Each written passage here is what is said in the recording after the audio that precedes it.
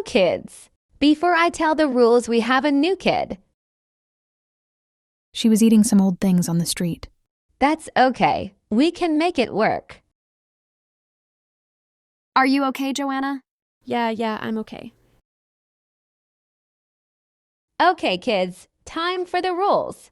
Rule number 1, if you want to read a book, do not pick the red book. If you do, go put the red book back. And run as fast as you can. He does not like people reading his book. Rule number 2, go to room number 10 every day. Always put some food on the desk. And don't forget to bow.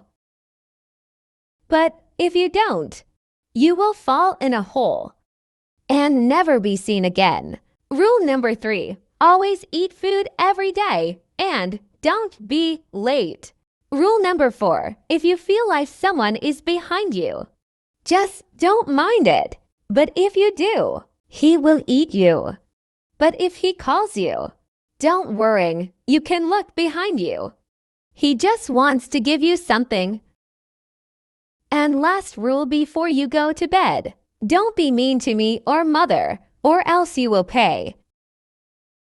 I feel like someone is behind me. Hey, Yeah? here, I guess. Boy, you're not the mailman. I don't care, just take it now.